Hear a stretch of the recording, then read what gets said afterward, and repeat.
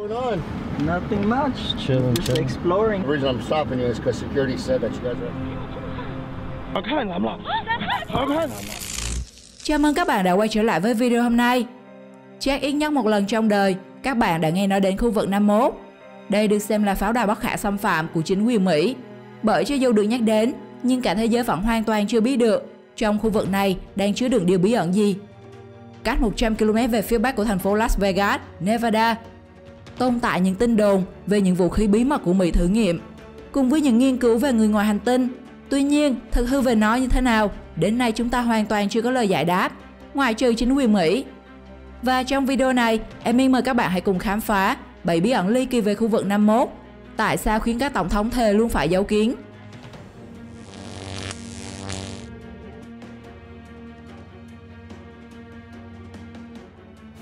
Sự tồn tại của khu vực 51.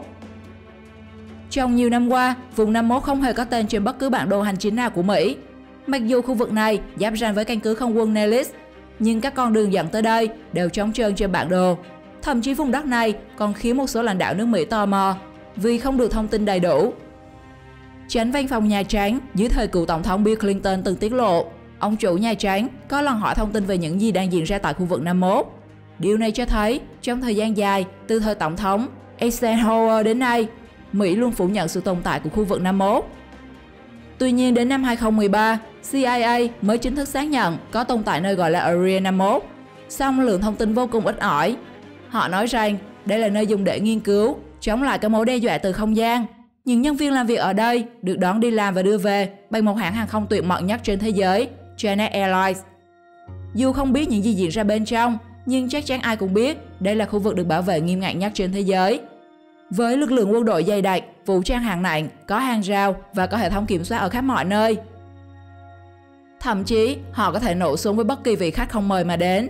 Bạn chắc chắn chỉ có thể dòm từ rất xa, và việc nhìn thấy người ngoài hành tinh là bất khả thi.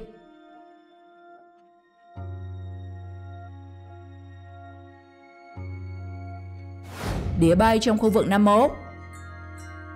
Trên Deep Web, các hacker đã rao bán một video bí mật được quay trong khu vực 51.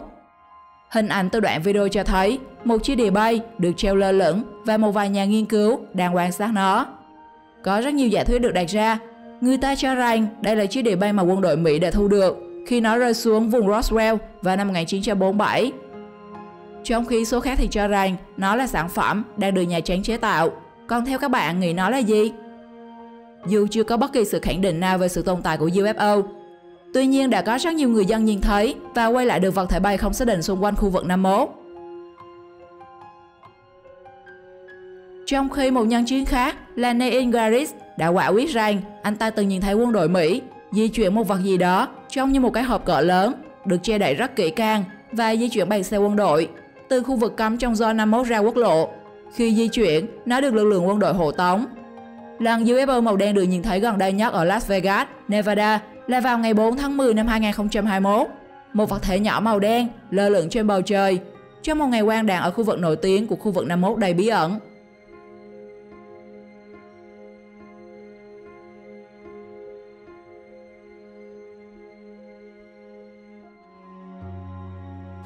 Sự cố Roswell. Khi nhắc đến cụm từ chạm trán người ngoài hành tinh, hầu hết mọi người đều biết đến một sự kiện vô cùng nổi tiếng đã từng xảy ra ở Mỹ trong tháng 7 năm 1947. Đây là sự cố mà quân đội Mỹ không bao giờ muốn nhắc hoặc đưa chi tiết. Vào ngày này, tại một trang trại địa phương nằm cách vài dặm về phía bắc của Roswell, New Mexico, một người nông dân đã bất ngờ nhìn thấy những mảnh kim loại vương vãi đầy trên đất vườn nhà mình. Tin rằng những mảnh phế liệu kia là những gì còn sót lại của UFO, chủ trang trại nọ đã đem chúng đi trình báo với chính quyền địa phương.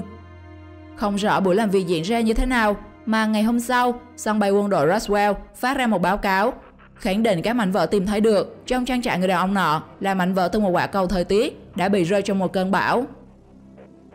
Tuy nhiên, lời giải thích này không thể làm hài lòng các nhà địa bay học, và trong một tư liệu video bị leak ra ngoài, lúc ấy ở Roswell có một sinh vật kỳ lạ đưa lên cáng về khu vực 51.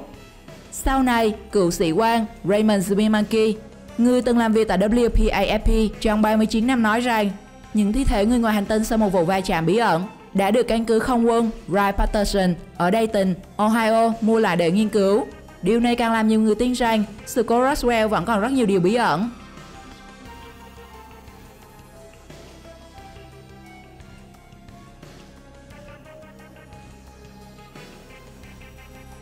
Khám nghiệm người ngoài hành tinh.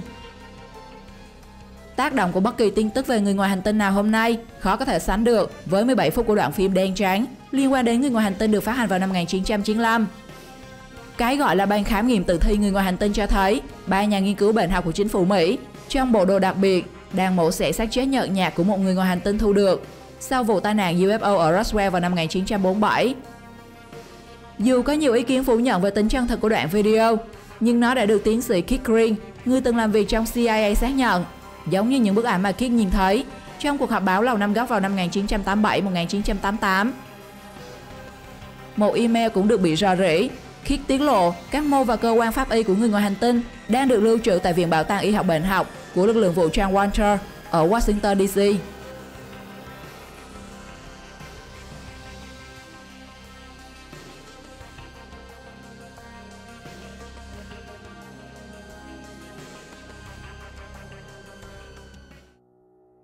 Tổng thống Mỹ. Có một nguyên tắc bất thành văn, đó là các đời tổng thống Mỹ phải che đậy mọi bằng chứng về người ngoài hành tinh đã từng viếng thăm trái đất. Đây là các mảnh vỡ của phi thuyền, thi thể người ngoài hành tinh và hàng ngàn người đã báo cáo nhìn thấy UFO. Cuốn sách The President and UFOs: A Secret History from FDR to Obama, tạm dịch các đời tổng thống và UFO, một bí mật lịch sử từ Franklin Delano Roosevelt đến Obama, ra đời vào ngày 17 tháng 3, 2015. Cuốn sách là một phần trong số một núi chứng cứ mà Larry Holcomb đưa ra để chứng minh các đời tổng thống Mỹ từ Roosevelt cho đến Obama đều biết rất rõ về sự tồn tại của người ngoài hành tinh và UFO. Nhưng tất cả đều phải che giấu chúng và mọi ý kiến đi ngược lại đều phải trả giá. Và cố tổng thống John F. Kennedy là một trong số đó.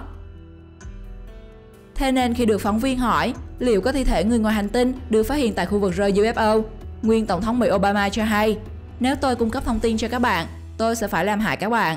Chúng ta phải giữ bí mật của chúng ta tại đây.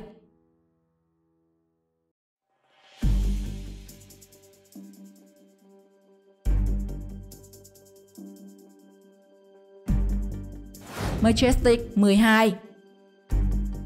Nếu bạn vô tình gặp người ngoài hành tinh, các vật thể bay không xác định hoặc phát hiện điều gì bí mật, sẽ có những người mặc bộ đồ đen thuộc tổ chức MJ12 gặp bạn ngay sau đó. Và những gì diễn ra tiếp theo khó ai có thể lường trước được.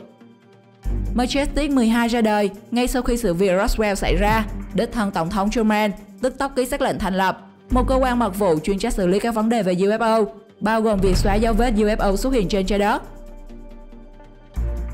Không một ai biết đến sự tồn tại của Majestic 12 trong suốt 37 năm, cho đến khi một tài liệu mật bị rò rỉ vào năm 1984, người ta mới biết đến cái tên Majestic 12 và mục đích của nó. Theo nhà điều tra V. Steleport, trong những thập niên đầu tiên, MJ12 luôn bị CIA chi phối. Và bất kỳ ai có ý định công khai tài liệu liên quan đến UFO đều có kết cục là chết.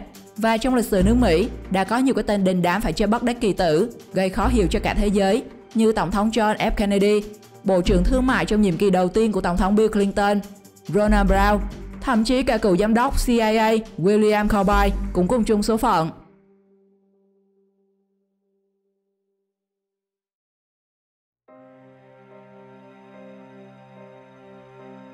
Thợ săn UFO.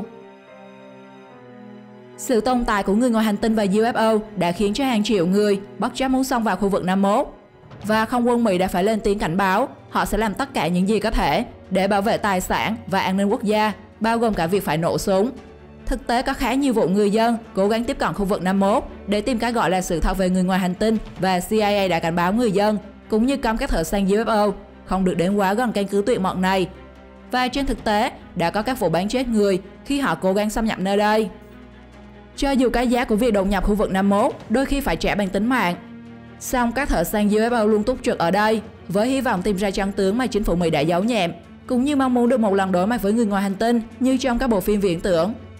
Và Mr. Beast từng làm video trực ở đây 24 giờ, và tất nhiên họ cũng chạy khám phá xung quanh khu vực Area 51 đã vô tình quay được hình ảnh được cho là UFO.